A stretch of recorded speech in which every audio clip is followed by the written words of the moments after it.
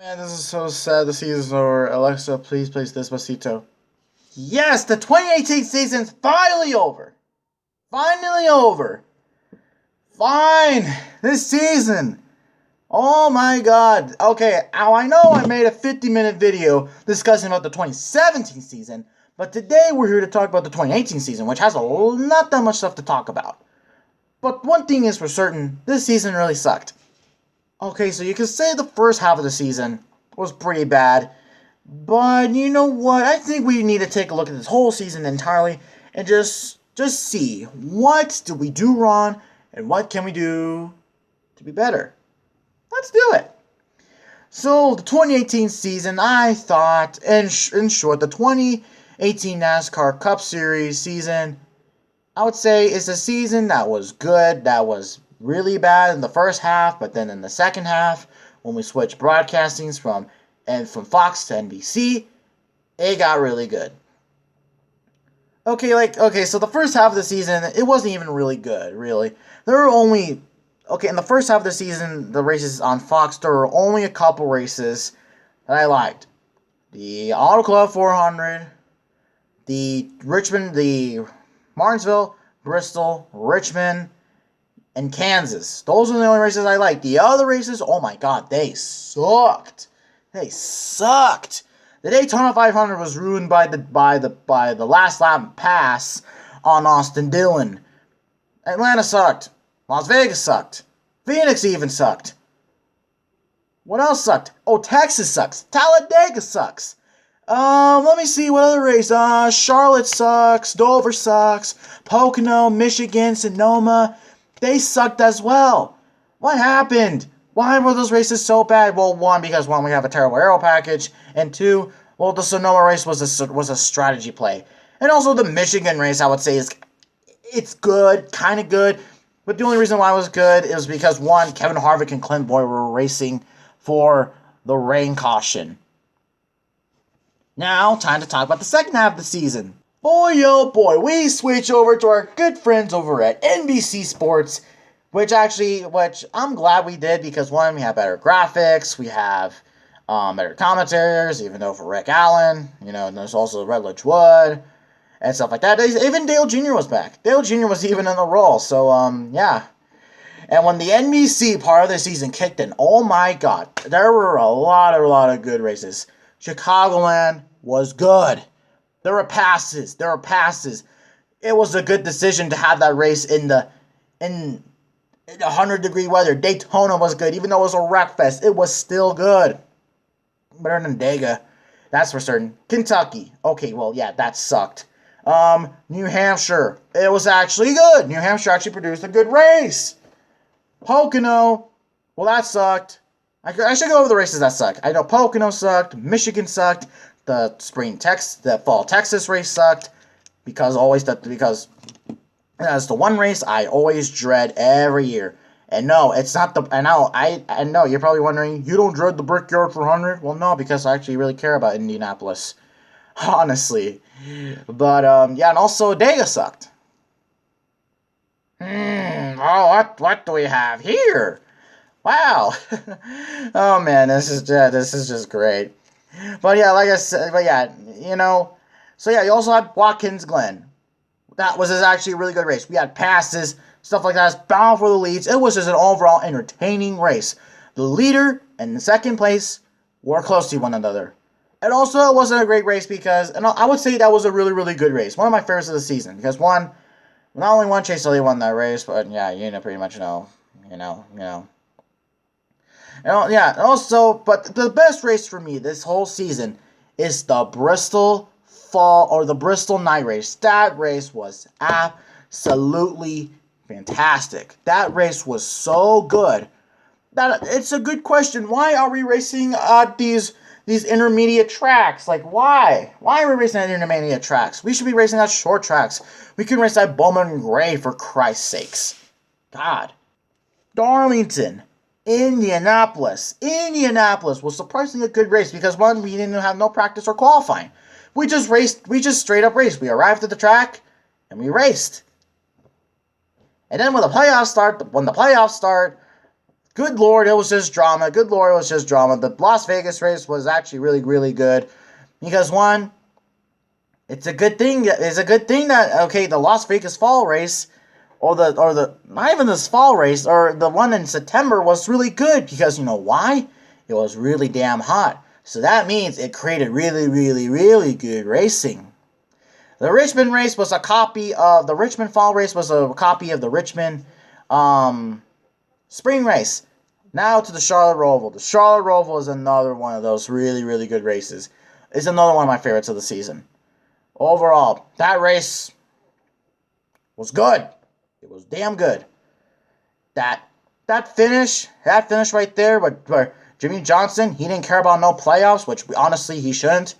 He was going out there for the win. And unfortunately, the car damn wheel hopped, and Jimmy Johnson did not get a win.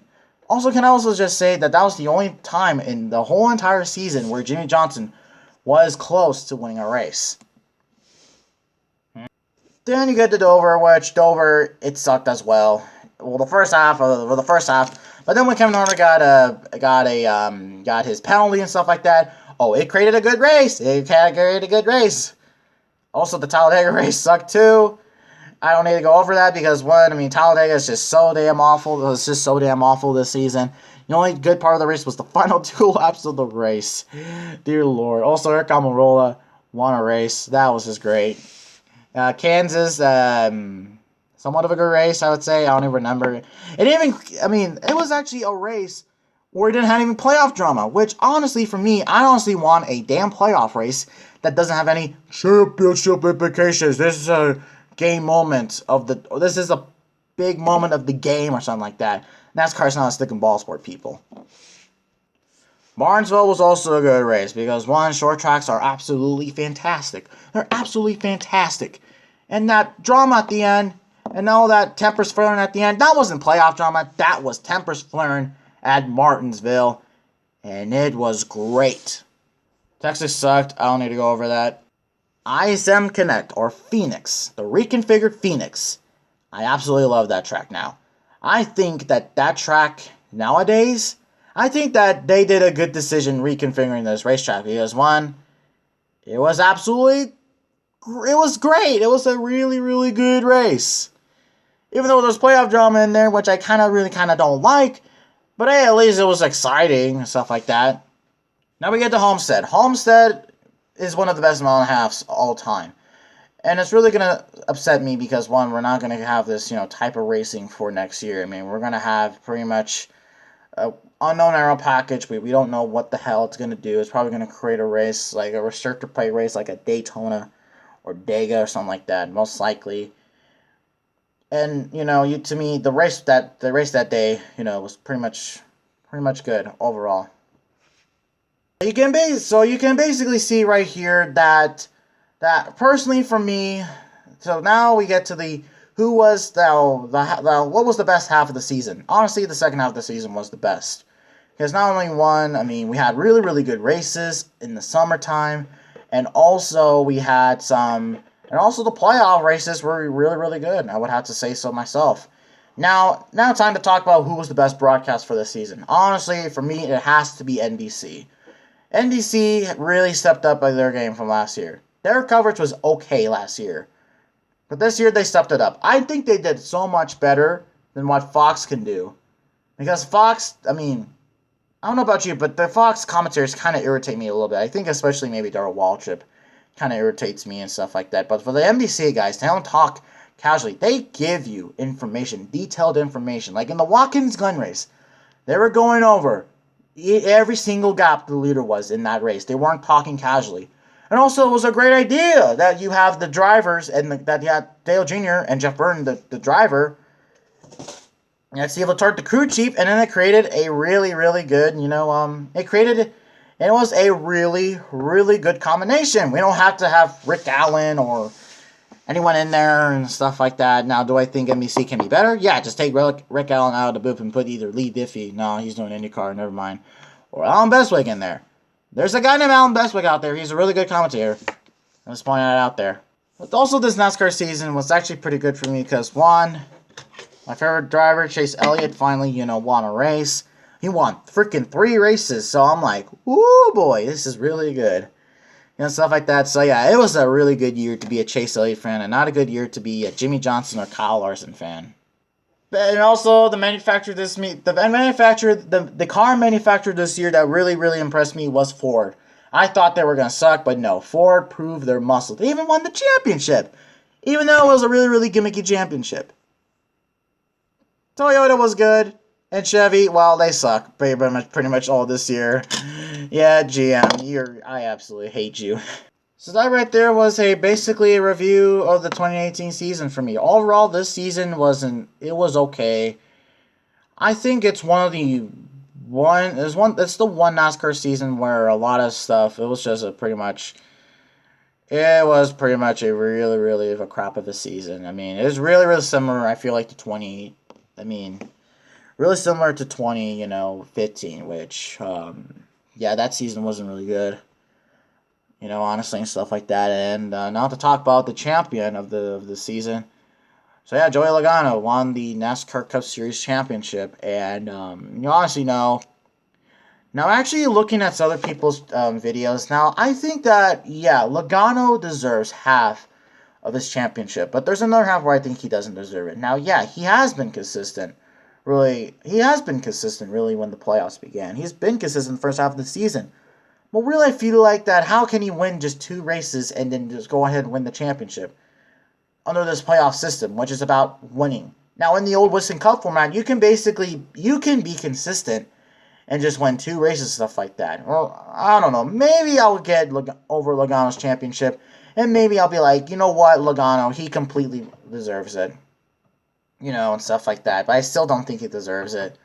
And stuff like that. And hopefully this playoff system will be gone by 2019. So, yeah. So that's pretty much it. This season has been really good. This season has really been had downs and ups. I mean, it was really good season. It was pretty much an okay season overall. And, it was pretty cool to be, and hey, it was a good year to be a Chase Elliott fan, and stuff like that. So now we're getting into the off season, and honestly, I'm like, damn, I need a break already. And what I'm going to do is, now that NASCAR's over, I'm not going to watch NFL. I'm not going to watch it, really.